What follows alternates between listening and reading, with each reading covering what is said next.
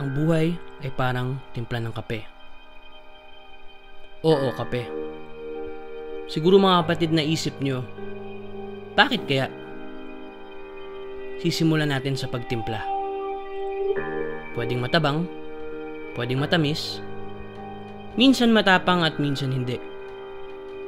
Kadalasan mainit, may oras malamig, o kaya minsan tamang-tama lang. Diba? Kaya siguro ang buhay ay parang timpla ng kape.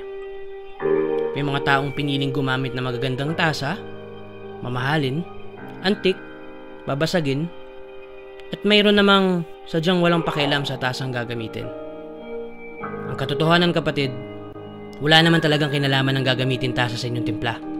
Ang buhay natin ng kape, ang pera, trabaho, kayamanan at posisyon mo sa lipunan ang nagsisilbing mga tasa natin. Nagsisilbi lang sila sa mga pamaraan para ilulan ang buhay, pero di nauukit ng tasang gagamitin ang magiging kalidad ng ating kape.